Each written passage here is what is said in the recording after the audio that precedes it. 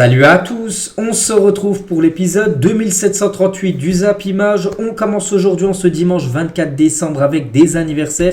Et tout d'abord celui du champion du monde argentin, Alexis Mac Allister, donc le joueur de Liverpool, il fête aujourd'hui ses 25 ans ce 24 décembre. Bon anniversaire à lui. Ou par exemple, tiens, Serge Aurier, ancien défenseur droit du PSG. Maintenant il joue du côté de Nottingham Forest, il fête aujourd'hui ses 31 ans. On continue, on va parler de ce qui s'est passé hier samedi dans les gros championnats en Europe, parce que même si en France, par exemple la Ligue 1 ou même la Bundesliga, c'est fini pour cette année 2023, donc il y a des championnats où ça joue encore, comme le championnat anglais où c'est le Boxing Day. Et du côté de l'Angleterre, il y avait une grosse affiche hier, Liverpool 3e contre Arsenal 1er, et ça s'est fini un partout. Donc Salah buteur côté Liverpool contre un but de Gabriel côté Gunners, donc le score est plutôt logique, parce que d'après les statistiques, c'est quasiment pareil. Les tirs, 13 tirs pour les deux équipes, 3 tirs cadrés pour Liverpool, 2 tirs cadrés pour Arsenal. Donc voilà, le score, enfin je ne sais pas si ça satisfait une ou l'autre équipe, mais bon, on va dire que c'est logique, c'est un partout. Mais bon, ça fait encore un match que Arsenal ne s'est pas imposé du côté de Anfield. Et la dernière fois que Arsenal, quand ils avaient gagné à Anfield en championnat, donc du côté de Liverpool, c'était le 2 septembre 2012. Ça fait plus de 11 ans que Arsenal ne s'est pas imposé. Il restait même, en plus j'en ai parlé hier, sur les 10 derniers matchs avec 7 défaites et 3 nuls. Bon là, c'est pas une défaite. C'est bien, bon, ils n'ont pas non plus gagné, mais bon, c'est un nul. Donc il reste sur 7 défaites et 4 matchs nuls sur les 11 derniers déplacements. Enfin pour Arsenal du côté de Anfield. Donc la dernière fois qu'ils avaient gagné par exemple Arsenal à Anfield, donc Mikel Arteta était dans le 11 des Gunners. Regardez, c'est une photo qui date de 2012. Donc maintenant c'est le coach de cette équipe de Arsenal. Toujours sur cette rencontre, on va parler de William Saliba parce qu'il a fait un énorme match. Il a été élu homme du match de ce Liverpool-Arsenal, l'ancien défenseur de l'OM. Très très grosse performance du français hier soir lors de cette rencontre. Vraiment il est très très bon William Saliba depuis le début de la saison, et on peut voir qu'il a obtenu la note de 7 sur 10 aujourd'hui dans le journal d'équipe par rapport à sa très bonne performance. Toujours avec cette rencontre, on va parler de Gabriel qui est un buteur côté Gunners au bout de 4 minutes de jeu. Regardez déjà la célébration qu'il a fait, il a déjà fait ça. Voilà, en plus au tout début de match, il ne faut pas non plus faire ça parce qu'après après tu peux prendre un karma. Puis l'équipe de Arsenal a pris un peu un karma avec cette égalisation. Mais bon voilà, ça reste un beau but de la tête bien sûr de Gabriel, ancien joueur de Lille. Maintenant c'est lui qui compose la défense avec William Saliba, où j'ai dit qu'il a été impressionnant hier. Donc voilà, félicitations à Gabriel pour son but. Donc celui qui a égalisé, c'est bien évidemment Mohamed Salah, comme d'habitude un Salah décisif. Et donc déjà buteur sur une passe D de Trent Alexander-Arnold, qu'on parlera tout à l'heure d'Arnold. Mais tout d'abord pour revenir sur Mohamed Salah, de nouveau buteur, et surtout il aime bien cette équipe de Arsenal dans sa carrière. Il a déjà marqué 10 buts contre l'équipe de Arsenal. Félicitations à lui. Et toujours avec Salah, avec son nouveau but, donc il a 151 buts du côté de la Première Ligue, et il rentre dans le top 10 des meilleurs buteurs de l'histoire du championnat anglais. On peut voir Salah 151, donc il y a Jermaine Defoe qui a 162. Bon après je ne vais pas tous les citer, par exemple tiens Henry 175 buts du côté de la Première Ligue avec bien sûr Arsenal, et le premier c'est Alan Shearer 260 buts. Donc voilà, Salah parmi les plus grandes légendes tout simplement du championnat anglais. Et toujours avec Mohamed Salah, en championnat cette saison, c'est vraiment bien, même très bien. 12 buts et 7 passes décisives avec son nouveau but hier. Donc voilà, il est déjà proche du double 10. Bon, on a déjà dépassé la barre des 10 buts et bientôt avec cette passe D. Donc on pense bien sûr qu'il dépassera aussi la barre des 10 passes décisives très prochainement. On revient sur Alexander-Arnold. Je vous avais dit que c'était lui le passeur D pour le but de Salah hier. Et grâce à sa nouvelle passe D face à Arsenal, donc Alexander-Arnold devient le meilleur défenseur passeur décisif de l'histoire de la Première Ligue, à égalité avec Robertson. Donc on parle bien de défenseur, parce qu'il y a des joueurs qui ont délivré plus de passes D bien sûr qu'Alexander-Arnold, mais en termes que défenseurs, ils sont deux ex aequo actuellement, Robertson et Arnold, Alexander-Arnold, donc les deux latéraux on peut dire du côté de Liverpool. Toujours avec cette rencontre les gars, donc Liverpool aurait pu bénéficier certainement d'un penalty les gars, voilà, sur cette main de Martin Odegaard. Regardez, donc là on voit qu'il touche le ballon, Martin Odegaard, les gars, de la main. Donc ça aurait mérité normalement penalty. L'arbitre n'a rien dit. C'est quand même un gros coup dur pour l'équipe de Liverpool, parce que ça aurait pu faire 2-1 tout simplement pour cette équipe. Et aussi les gars, regardez, c'était à la 70e minute de jeu. Donc il y avait un partout bien sûr. Et ça a été une contre-attaque express. Donc 5 contre 2. Et Liverpool les gars, sur cette action n'a pas réussi à marquer. C'est fou. Donc voilà. Là normalement ça doit faire but. On est d'accord, 5 contre 2. Voilà, ça doit finir au fond des filets. Le problème c'est qui a tiré, c'est Trent Alexander-Arnold qui avait déjà fait la passe D sur un but. Donc là il a touché la la barre transversale en gros sur cette action. Dommage parce que là il y avait la place bien sûr de crucifier, on peut dire, cette équipe de Arsenal en fin de match. Toujours sur cette rencontre, on va parler aussi de Tsimikas, le défenseur gauche de cette équipe. Donc il est sorti sur blessure après un choc avec Klopp, son coach. Donc il était au duel en gros avec Bukayo Saka, et Bukayo Saka lui a mis un petit coup d'épaule, donc il a perdu l'équilibre, Tsimikas, et donc il a roulé, on peut dire, en dehors du terrain. Puis il y avait Jürgen Klopp qui l'a heurté tout simplement. Donc il est sorti sur blessure juste après Tsimikas, en espérant que ça soit pas trop grave. Donc voilà ce qu'on va dire sur ce Liverpool-Arsenal qui s'est clôturé sur un partout. On continue les gars, on va parler cette fois-ci de Manchester United. Mais c'est fou Manchester United, mais c'est une catastrophe cette saison. Bon, ils ont perdu 2-0 du côté de West Ham. Donc 2 buts inscrits en fin de match. Bowen à la 71e minute de jeu. Et 7 minutes après, c'est Kudus, les gars, qui a inscrit le deuxième but. Après, c'était plié pour West Ham. Et de nouveau, Manchester battu cette saison. Ça commence à faire beaucoup, même trop. Donc les statistiques, donc West Ham c'est 12 tirs, 5 tirs cadrés, 2 buts. Manchester United c'est 11 tirs, 3 tirs cadrés, 0 but inscrit pour cette équipe. Donc assommer cette équipe de Manchester United. Donc moi, pour ceux qui me suivent depuis longtemps, vous savez qu'en Angleterre, dans chaque championnat, il y a une équipe que je préfère par rapport à d'autres. Donc c'est cette équipe que moi je préfère, Manchester United. Et quand je vois leur situation là actuellement, je suis très déçu. Parce que quand je vois quand même l'effectif de Manchester, quand tu vois les millions, voire des milliards mis sur les dernières années dans le mercato, et quand tu vois ce qu'ils font en première ligue, il y a un truc qui ne va pas, bien sûr. Donc pour moi, celui qui ne va pas, c'est le coach. Le coach ne va pas. Et c'est vrai, regardez les gars, Manchester United sur ces 7 derniers matchs, toutes compétitions confondues, c'est seulement une victoire. C'était contre Chelsea, une victoire 2-1. Il y a eu 2 matchs nuls, mais surtout 4 défaites. Voilà, c'est pas digne d'une équipe comme Manchester United. Donc défaite contre West Ham, contre le Bayern, contre Newcastle ou même contre Bournemouth. Vous avez pris un 3-0 à domicile. Comment ce coach peut être encore coach de l'équipe de Manchester United ? Je comprends pas. Même moi, je serais coach de Manchester, les gars, je ferais peut-être mieux des choix tactiques que lui. Je sais pas, il est pas bon, tout simplement. Et c'est vrai que 13 défaites, parce que là, c'est 4 défaites sur les 7 derniers matchs, mais depuis le début de saison, ils ont fait 24 matchs et déjà 13 défaites. Ils ont plus perdu, enfin la moitié des matchs plus perdus, c'est fou. Voilà le triste bilan de Manchester United depuis le début de la saison, depuis août dernier. Cela n'était plus arrivé depuis 1930, depuis plus de 100 ans. Manchester n'avait pas autant perdu au début de saison après 24 matchs. Donc voilà. Pour moi, je pense qu'Eric Ten Hag, les gars, va se faire licencier là aujourd'hui, demain. Mais je vois pas comment ils peuvent le garder tout simplement avec un bilan comme ça. C'est une catastrophe. Et surtout, ce qui est très inquiétant, les gars, c'est que Manchester, qui a pourtant des attaquants de classe mondiale, ça fait 4 matchs d'affilée qui n'ont pas réussi à marquer le moindre but. Donc voilà, c'est une catastrophe. Regardez, donc West Ham, ils n'ont pas marqué. Contre Liverpool, le match d'avant, ils avaient fait 0-0, mais ils avaient été complètement attaque-défense. Liverpool a fait plus de 31 tirs, ils avaient fait 2 tirs dans le match et tout. Bon, 0-0, heureusement, ils avaient pris un point. Contre le Bayern, ils n'ont pas marqué. Contre Bournemouth, également 0 but. Sur les 4 derniers matchs, les gars, ils ont plus marqué depuis le 6 décembre. Contre Chelsea, vous avez gagné 2-1. C'est très délicat. Et recevront Aston Villa donc après-demain, à mardi. Ça sera un match de première ligue. Aston Villa qui est deuxième. Donc voilà, une grosse équipe. Et aucun but jeudi dans les 4 derniers matchs. Cela fait 6h21 minutes exactement qu'ils n'ont pas marqué le moindre but. 6 heures de jeu sans marquer pour cette équipe. Et on va parler de cet attaquant, heureusement, parce que je sais que le PSG le voulait. Ojlund, heureusement que le PSG ne l'a pas pris. Ils ont déjà pris la douille, on peut dire, Colomwani, qui est bon, il a déjà des meilleurs stats que lui. Mais les gars, lui, c'est encore pire. Du côté de Manchester, en 946 minutes jouées pour Ojlund, c'est 0 but, 0 passe D. Il a les mêmes stats que moi, ou même vous là qui me regardez. Voilà, en première ligue. Donc il a toujours pas marqué, rien du tout, 0 tout simplement. Donc le double 0-0-7, 0-0-7, c'est-à-dire 0 but, 0 passe D en 7 matchs. Donc là, c'est x2 parce que là, en gros, il a déjà joué 14 matchs en première ligue pour 0 but, 0 passe D. Ça, pour un joueur acheté quand même 4 millions d'euros, c'est une catastrophe. Bon, Anthony, c'est pareil, les gars, cette saison, c'est 14 matchs, 0 but, 0 passe D. Donc lui, acheté 95 millions d'euros. Donc les deux, là, c'est des transferts cumulés à plus de 170 millions d'euros, pour arrondir, voilà. Donc voilà, c'est des douilles, c'est tout. Le triste bilan des attaquants de Manchester United en première ligue cette saison. Donc le meilleur buteur, c'est Marcus Rashford en attaquant. Je vous parle en première ligue, seulement 2 buts inscrits. Et on est déjà au bout de la 14e journée. 2 buts seulement. Garnacho 1 but, Marcel 1 but, puis après Anthony, Ojlund ou Pellistri, un autre attaquant, 0 but. Quand on pense que Erik Ten Hag ne voulait plus de Cristiano Ronaldo, souvenez-vous, Ronaldo ne fait plus l'affaire, il n'a plus le niveau pour jouer à Manchester, il a dit ça Erik Ten Hag. Et quand on voit maintenant les attaquants là, ce qu'ils mettent en but, Même Ronaldo, je pense qu'il aurait bien servi à cette saison du côté de Manchester.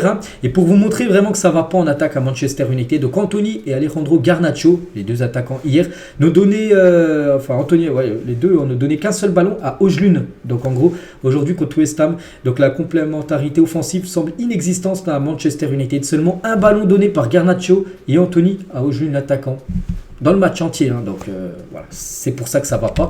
La connexion entre les attaquants, regardez, actuellement le meilleur buteur en première ligue, les gars, c'est même pas un attaquant, c'est plutôt Bruno Fernandes. Pour ça je l'ai pas mis dans le classement là, parce que c'est plutôt un milieu. Bien sûr, Bruno Fernandes, c'est lui le meilleur buteur en première ligue avec 3 buts. C'est quand même très pauvre. Et quand on pense, les gars, aussi, c'est un truc fou, qu'ils ont vendu Anthony Elanga, ils l'ont vendu à Nottingham Forest 17,5 millions d'euros l'été dernier, et il a marqué lui 4 buts. En gros, il serait meilleur buteur, 4 buts en première ligue, donc il serait meilleur buteur du côté de Manchester s'il l'aurait gardé. Voilà, donc c'est une équipe en gros qui tourne à l'envers tout simplement, cette équipe de Manchester United. Et Bruno Fernandes, tiens, donc hier il a joué son 70e match quand même en 2023, une grosse année pour lui. Donc c'est son bilan, même s'il n'a pas marqué hier ni de passe D, c'est plutôt correct. Lui, c'est plutôt une satisfaction quand même. Donc là on prend Manchester et Portugal cumulé, donc 25 buts et 26 passes D sur toute cette année 2023 pour Bruno Fernandes. Donc là oui, les stats sont plutôt bonnes pour lui.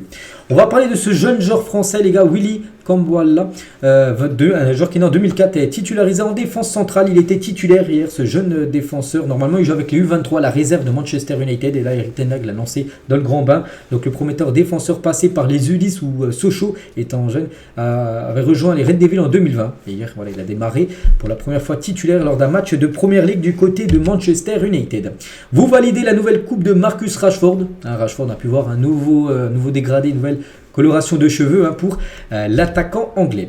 Et côté West Ham, parce qu'on en a parlé côté Manchester, mais West Ham, parfait, une victoire 2-0. Et ce joueur, tiens, Bowen, les gars, donc il a marqué un but, donc 71e minute du match, donc c'est l'ouverture du score.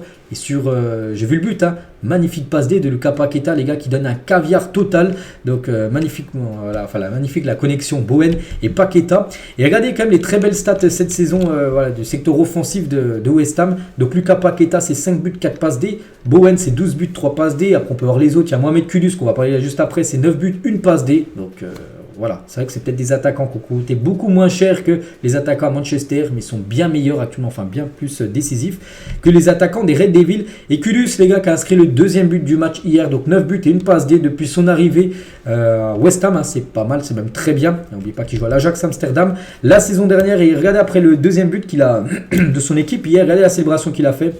Ça me fait penser à la célébration Cristiano Ronaldo qu'il avait fait un jour en marquant un triplé contre l'Atlético Madrid, où il s'était assis sur le panneau publicitaire. C'est la même chose pour Mohamed Kudus hier dans son stade du côté de West Ham. On va parler de Tottenham qui jouait également hier contre Everton, et Tottenham s'est imposé 2-1 dans ce match. Donc Richarlison et Hugminson ont été les deux buteurs contre André Gomes. A noter que Everton a eu une énorme occasion en toute fin de match, et Vicario, le gardien de Tottenham, l'a stoppé miraculeusement, sinon ça aurait fait match nul. Bon, le plus important, c'est victoire pour Tottenham et sa doublette offensive là a marqué. C'est vrai qu'avant il y avait toujours Hugminson décisif avec Harry Kane la saison dernière, ou même les saisons précédentes, et maintenant c'est Richarlison, Zach Richarlison, pas mal cette saison, contrairement aux dernières années où il était très décevant à Tottenham. Enfin, il est arrivé seulement depuis l'été 2022, mais bref. Donc 6 tirs cadrés pour Tottenham, 2 buts, ils ont été plus efficaces tout simplement avec Everton. Everton est resté sur 4 victoires d'affilée en Première Ligue. Et Richarlison, encore buteur pour Tottenham, donc sur ses 3 derniers matchs, il a inscrit 4 buts, c'est pas mal. Donc voilà, c'est vrai que ce joueur qui avait marqué, je crois, seulement un but la saison dernière en Première Ligue, donc là il a déjà marqué par exemple 4 buts sur les 3 derniers matchs. Donc ça va bien mieux pour l'attaquant de Richarlison qui est en confiance, et quand un attaquant est en confiance, voilà, il marque souvent, preuve à l'appui. Et Hugminson qui a également marqué, donc fait déjà mieux que la saison dernière en termes de buts avec Tottenham. Donc cette saison il a 11 buts et 4 passes D, et la saison dernière, sur toute la saison, en 38 matchs, il avait marqué 10 buts, donc là il a déjà 11 buts, donc un but de plus, en moitié de match joué, et 6 passes D saison dernière. Donc voilà, les stats sont déjà quasiment mieux, enfin déjà en but, mais en passe D, il lui manque plus que 2 passes D pour revenir à son total de la saison dernière. On va parler de Newcastle qui jouait contre le promu Luton Town, et c'est Luton Town qui s'est imposé 1-0 grâce à Tosun, voilà, l'unique buteur du match à la 25e minute de la rencontre. On peut voir les stats de la partie. Bon, ça a été un faible Newcastle, seulement 2 tirs cadrés dans le match. Donc Luton Town, même si j'ai pas vu le match, voilà, avec leurs 5 tirs cadrés, pour moi, mérite cette victoire. Et le buteur, les gars, Andros Tosun a brandi le maillot du capitaine de Luton Town, Tom Locker, victime d'un arrêt cardiaque lors du dernier match. On avait parlé la semaine dernière qu'il avait été victime d'un arrêt cardiaque. Donc actuellement, il est toujours, je crois, à l'hôpital. Voilà, il n'a pas pu jouer ce match, logique par rapport à ce qui s'est passé. Donc il a brandi son maillot tout simplement après son but inscrit lors de cette victoire 1-0. Il y avait aussi Fulham Burnley et c'est Burnley qui réalise la très bonne opération. Pourtant ils ont été totalement dominés, 7 tirs, 2 tirs cadrés, 2 buts, 34% de possession de balle, donc parfait pour l'équipe de Vincent Kompany qui s'impose. Et sur ce match les gars, et c'est historique, Rebecca Welch est entrée dans l'histoire de la Premier League. Elle est devenue la première arbitre féminine à diriger un match de Premier League. Jamais c'est arrivé dans le championnat anglais qu'une femme arbitre, mais arbitre vraiment principal, pas à la 4e arbitre parce que c'était déjà arrivé. Mais voilà, elle est devenue la première femme tout simplement à arbitrer un match de Premier League.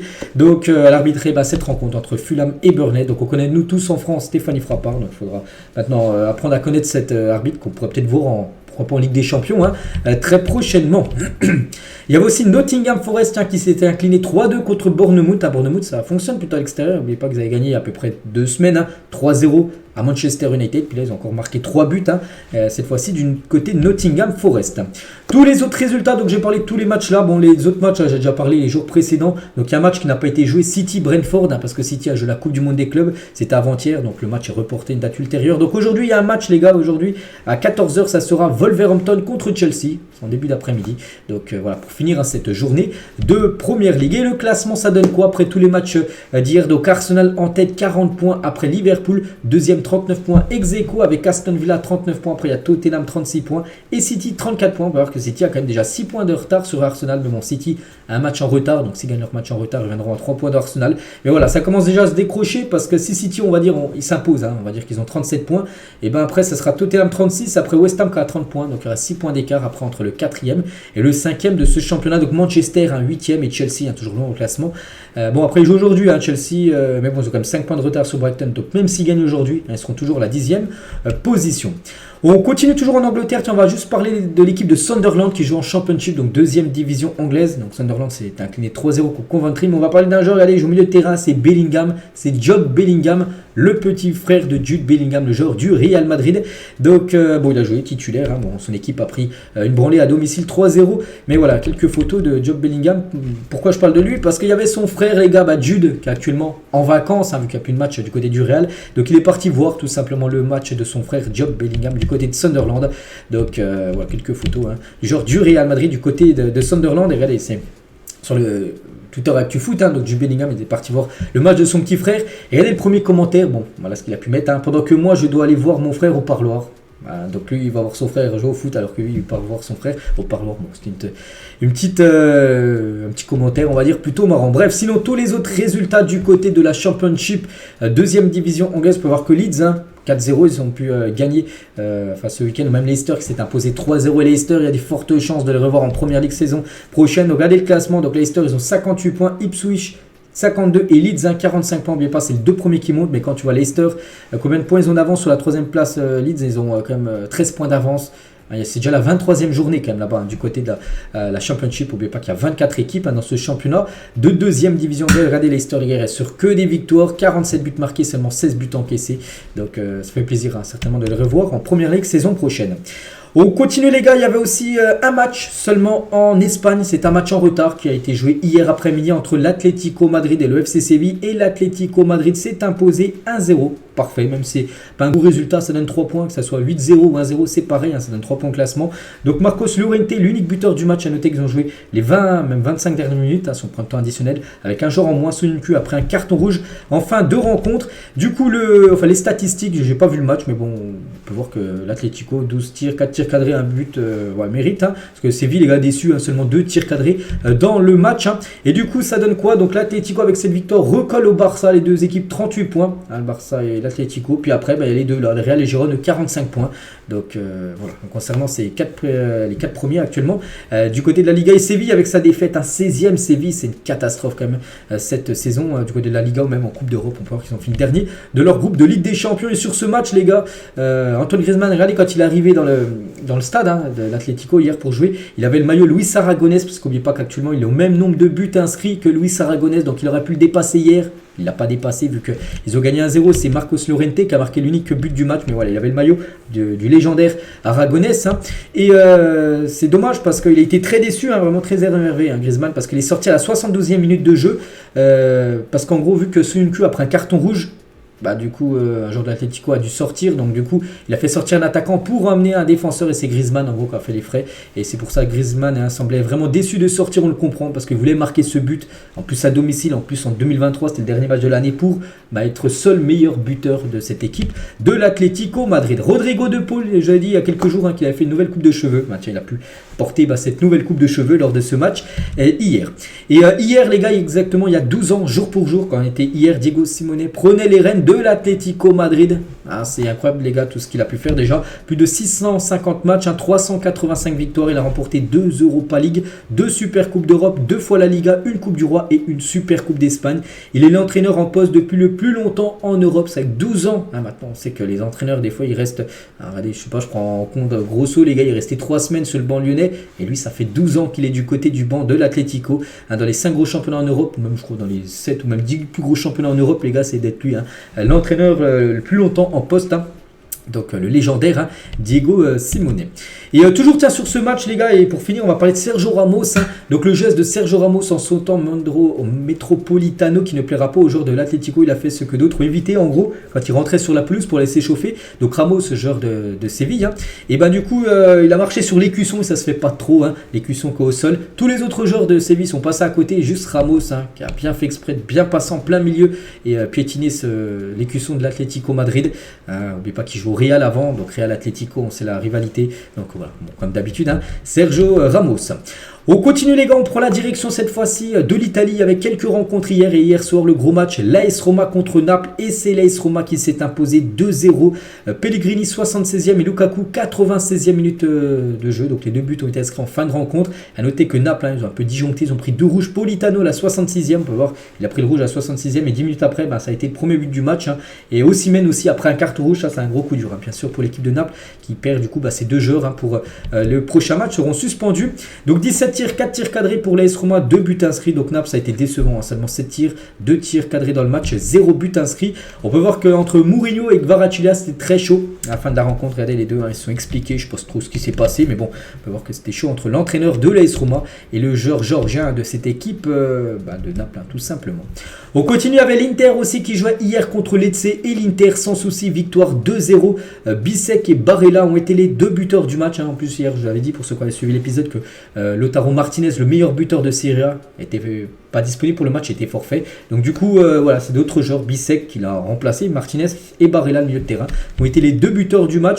20 tirs, 8 tirs cadrés, 2 buts. Bon, il n'y a rien à dire, ils méritent leur victoire. L'Inter Milan, donc solide leader, cette équipe de l'Inter Milan. Il y avait aussi la Juve qui jouait hier en tout début, je crois que c'était à 12h30 hier samedi, contre Frosinone, et la Juve s'est imposée 2-1. Notez que Frosinone, les gars, il y a quelques jours, ils ont gagné 4-0 à Naples, c'était en Coupe d'Italie.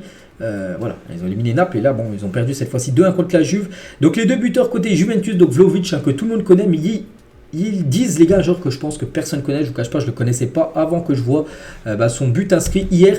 Donc on va parler de ce genre, mais tout d'abord on peut voir les stats que j'aime bien vous montrer tous les jours. Donc 3 tirs cadrés pour les 2 équipes, on voit que la Juve a été plus efficace que Frosinone. Et ils disent, les gars, c'est un jeune joueur turc, il a seulement 18 ans et buteur, la première fois qu'il est titulaire dans sa carrière avec la Juve, buteur. Voilà, donc parfait, on ne peut pas mieux rêver. Première fois que tu joues dans le 11 départ et tu marques directement un but. Donc à nous à surveiller, les gars, ils le disent, ce jeune joueur de 18 ans qui évolue du côté de la Juventus Turin. Donc félicitations pour lui parce qu'il a permis tout simplement avec son but de gagner 2-1 hier. Le Bologne, les gars, de Thiago Motta, ça me fait penser un peu au Bayer Leverkusen ou même à Gérone. C'est en train de réaliser une grosse saison de Leverkusen parce qu'en Allemagne il performe et Gérone ça performe en Liga. L'équipe qui performe et qu'on n'attendait pas en Italie, c'est bien Bologne. Donc ils ont battu l'Atalanta 1-0, il reste à la 4e place, c'est pas mal. Les hommes de Thiago Motta sont à 2 points de l'AC Milan. Donc tout d'abord les statistiques, c'est efficace. Bologne, les gars, c'est 9 tirs, 1 tir cadré dans le match, ils ont marqué. Voilà, donc alors que l'Atalanta c'est 2 tirs cadrés, c'est le double, mais ils n'ont pas réussi à marquer. Et c'est vrai que le Bologne de Thiago Motta, c'est pas mal, 17 matchs en championnat, 8 victoires, 7 nuls et 2 défaites seulement, 2 défaites en 17 matchs.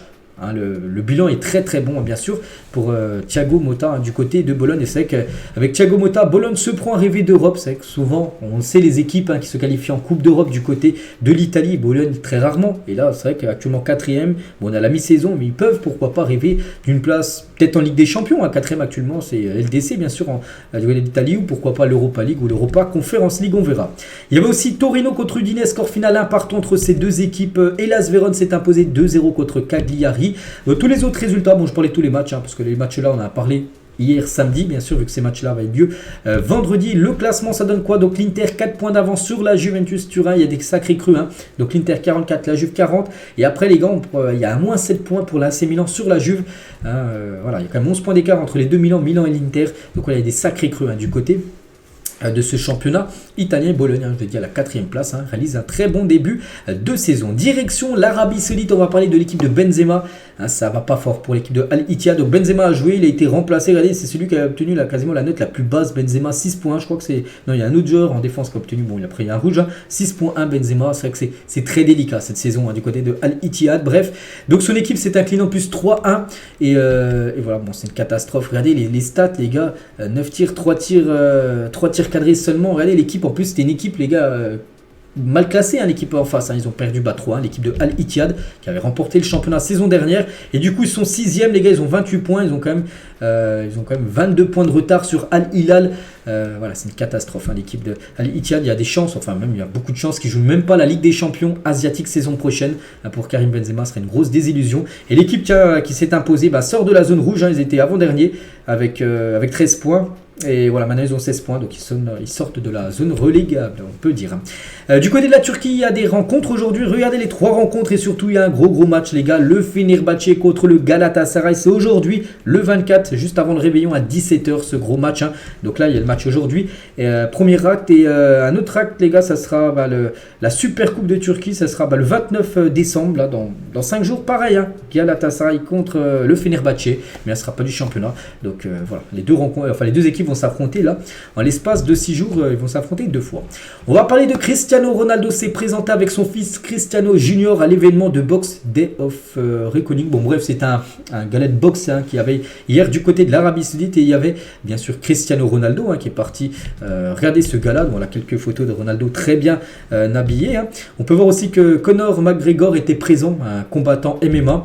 Donc voilà, les deux très grands champions dans leur sport respectif, bien sûr. Et regardez, quand Conor McGregor compare sa montre à celle de Ronaldo, parce qu'il portait des montres très chères, et voilà, il a comparé sa montre avec celle de Cristiano Ronaldo qui coûte énormément cher. Tiens, le plus grand rival de Ronaldo, c'est Messi. Qu'est-ce qu'il fait, Messi? N'oubliez pas que Messi est actuellement en vacances, tranquille pour Messi. Prochain match pour lui, un match officiel, ça sera le 21 février prochain. Voilà, la première journée de MLS. Donc nouvelle coupe de cheveux, voilà, pour Léo Messi, pour être frais, on peut dire, pour Noël. Et toujours avec Messi, on peut voir qu'il a offert son maillot dédicacé à Valérie Zaluzhny, chef de l'armée ukrainienne. Voilà, une info concernant le joueur Léo Messi. Des nouvelles, tiens, vu qu'on parlait de la coupe de cheveux de Léo Messi, la même chose pour Paul Pogba, qu'on voit plus trop, vu qu'actuellement il est banni de football par rapport, vous savez, au test antidopage qui a été positif. Et nouvelle coupe de cheveux, voilà, pour Paul Pogba, qu'il a pu mettre sur ses réseaux sociaux. Voilà, une petite info concernant Pogba, c'est qu'on n'entend plus trop parler de lui. Gravement blessé, Ezequiel Lavezzi se fait soigner dans un centre pour toxicomanes, parce qu'il y a quelques jours, j'avais dit qu'il avait été poignardé. C'est grave comme ce qui s'est passé. Donc actuellement il se fait soigner et il est dans un centre pour toxicomanes. Donc le but de son admission est de retrouver un équilibre psychologique et physique. Les médecins estiment qu'il lui faudra 2 à 3 mois pour revenir dans un état stable. On lui souhaite bien sûr beaucoup de force et un très bon rétablissement bien sûr à l'ancien joueur de Naples ou même du Paris Saint-Germain. D'après un site, donc Chelsea pourrait casser sa tirelire pour Victor Gyökeres, qui a inscrit 17 buts et délivré 6 passes D cette saison avec le Sporting Portugal. Donc il aura la lourde tâche de rompre la malédiction des numéros 9 passés chez les Blues. Bon, je vais pas tous les citer, mais c'est vrai qu'il y a eu beaucoup de 9 dans le dos, enfin avec le flocage 9 dans le dos à Chelsea, qu'on flopé. Voilà, Timo Werner, les gars, c'est 56 matchs pour seulement 10 buts, c'est pas peu, enfin c'est très moyen. Je sais pas, je prends qui? Tiens, Kai Havertz, c'est un 91 matchs pour 19 buts, mais on peut voir à chaque fois, c'est des flops. Puis voilà, Chelsea pourrait aller chercher un nouvel attaquant, ce joueur du côté du Sporting qui réalise un très gros début de saison. La position de Stefano Pioli est fragilisée du côté de l'AC Milan. Ses résultats sont jugés décevants. L'avis de Zlatan Ibrahimovic sera écouté. Parce qu'on sait que l'AC Milan, comme j'ai dit, ils sont à 11 points de l'Inter actuellement, premier de la Serie A. Donc voilà, l'AC Milan c'est un peu délicat. Les derniers matchs, et on peut voir que Pioli, si ça continue les mauvais résultats, pourrait être licencié de cette équipe milanaise. En parlant d'un autre coach, on va parler de Régis Lebris et Benjamin Mendy après Toulouse-Lorient. C'était il y a quelques jours, en salle kiné. Donc il a dit, Régis Lebris, c'est l'entraîneur le plus claqué que j'ai eu. Voilà ce qu'il a pu dire. Mendy sur Régis Lebris, le coach de cette équipe de Lorient. C'est quand tu passes de Guardiola qu'il avait à l'époque avec City et tu passes à Régis Lebris. C'est vrai que... Enfin, je pense que c'est pas le même niveau, on est tous d'accord entre les deux coachs. Des nouvelles de Warren Zaïre qui est du côté du Rwanda. Pourquoi Rwanda? Parce qu'oubliez pas que le PSG est en partenariat avec Rwanda. Souvent, quand il s'échauffe le PSG, les joueurs du PSG avaient Visit Rwanda. En gros, c'est un partenariat qui rapporte quand même 10 millions d'euros par an au PSG. Donc l'année dernière, c'était, je me souviens, Sergio Ramos et deux autres joueurs du PSG qui étaient allés au Rwanda. On va faire ce partenariat en fin d'année. Là, c'est la même chose. Et c'est Zaïre Emery, les gars, tout seul qui est parti là-bas. Quelques photos du jeune crack parisien, les gars, qui est revenu hier. Il est parti pour 2 jours. Il est parti à la fin du match contre Metz. C'était mercredi dernier. Donc, voilà, quelques photos de la pépite Warren Zaïre Emery. On va parler de Pep Guardiola, qu'on parlait pratiquement avant avec Régis Lebris. Bref, donc la mystérieuse déclaration de Pep Guardiola après le sacre des siens en Coupe du Monde des clubs avant-hier. Donc il a dit, après match, donc maintenant c'est la période de Noël, il est temps d'acheter un autre livre et de recommencer à écrire. Les 8 dernières années, c'est fini. Je ne sais pas trop ce que ça veut dire. Bon, je ne pense pas quand même qu'il va quitter l'équipe de Manchester City, mais c'est vrai qu'on peut dire qu'il a fini le game à City, il a tout remporté, les trophées possibles. Donc on verra ce qu'il va faire dans le futur, Pep Guardiola. Et toujours avec cette Coupe du Monde des clubs, Felipe Melo sur Jack Grealish après la finale. Donc parce que c'était un petit peu chaud. Donc du coup Felipe Melo s'embrouille avec Grealish et c'est Kyle Walker après du coup qui est venu défendre Grealish. Puis après c'est pour ça que Melo s'est embrouillé avec Kyle Walker. Il a dit Felipe Melo sur Jack Grealish. Donc à la fin du match Grealish s'en est pris à Martinelli, donc un jeune joueur de l'équipe de Fluminense. Donc il a choisi un petit gars. Il n'a pas les pour affronter un gros. Il passait près de Martinelli et je les ai vus parler front contre front. Alors je l'ai poursuivi, je l'ai poussé. Walker m'a poussé aussi. Je suis allé défendre un coéquipier. J'ai aussi défendu mon institution. Je le ferai pour toujours. Personne ne manquera de respect à mon institution ou à ses athlètes. Personne ne viendra humilier mes amis ou mon club. Donc dès qu'il a vu que Grealish s'embrouillait avec un petit, les gars, je sais pas, un jeune de Fluminense, donc Martinelli. Donc Melo, les gars, il n'a pas du tout plu. Donc il est parti secourir, on va dire, prendre s'embrouiller avec Grealish qui s'embrouille avec son coéquipier. Donc c'est pour ça en gros qu'après ça a été très chaud bien sûr cette fin de match entre City et l'équipe de Fluminense. Et toujours lors de ce match les gars, donc Julian Alvarez avec son trophée de Coupe du Monde des clubs. Et notez les gars qu'il a 2 frères, quasiment c'est des triplés on a l'impression. Voilà les trois frères Alvarez bien sûr à la fin de cette rencontre. On va parler de Victor Osimhen et c'est officiel. Osimhen prolonge son contrat avec Naples jusqu'en 2026. Montant de la clause libératoire 130 millions d'euros. Après c'est pas qu'il a prolongé, qu'il est sûr de rester. Par exemple une équipe, j'en sais rien, pose les 130 millions d'euros l'été prochain ou l'hiver qui arrive là. Donc il pourrait quitter cette équipe du Napoli. Voilà, nouvelle prolongation de contrat pour lui. Officiel, la liste de la Guinée pour la CAN 2023. Donc là, il y a déjà pas mal d'équipes qui ont déjà dévoilé leur liste pour jouer cette CAN qui commence le 13 janvier prochain. Et maintenant, c'est la Guinée. On peut voir tous les joueurs convoqués. Donc, il y a un joueur, les gars, qui est très déçu de ne pas être dedans. Et il l'a vraiment dit sur les réseaux sociaux, sur Snapchat. C'est Ibrahima Cissé. Donc, voilà, en gros, c'est un joueur qui joue. Je ne connaissais pas, c'est pour ça que je suis allé regarder sur Wikipédia où il jouait. Il joue du côté de la Russie, du côté de Oural. Et lui, il pensait vraiment, il attendait sa convocation pour jouer la CAN. Il était très déçu. Et il a dit ça sur son réseau Snapchat. Donc, je te dis, enfin, déjà, il mentionnait quelqu'un. Je te disais quoi, moi, à propos de ce coach on peut voir après. Faut insulter sa mère à ce coach. C'est même pas un coach. Ce pays fonctionne à l'envers. Du jamais vu, zéro cohérence. Voilà, je suis pas d'humeur. Les gens vont venir défendre ce coach. Je vais insulter, le bloquer. Donc voilà, parce qu'il a dit ça par rapport au coach qui ne l'a pas convoqué tout simplement pour jouer la Coupe d'Afrique des Nations avec la Guinée. Et pour finir là avec la CAN, et on finit aujourd'hui avec ça. Donc Yaya Touré sur les favoris pour la CAN 2024. Donc tout d'abord, il a dit la Côte d'Ivoire a une équipe solide, mais les favoris, je dirais, le Sénégal, le Maroc, la Guinée-Bissau et l'Afrique du Sud. Voilà pour Yaya Touré, ses 4 favoris pour remporter cette compétition que je parlerai bien évidemment quand elle aura lieu. Hein. Ça commence dans à peu près 2 semaines. Donc voilà les gars ce qu'il y a à dire. J'espère que ça vous a plu. Je vous souhaite une bonne journée. Je vous souhaite également une très bonne soirée parce que je pense que la plupart ce soir vont faire le réveillon parce que demain c'est Noël. Donc voilà, profitez à fond de vos proches, de vos familles, de tout le monde en gros. Et nous on se retrouve demain les gars, même si demain c'est Noël. Demain il y a bien sûr une vidéo qui sortira. Bonne soirée à vous et à demain.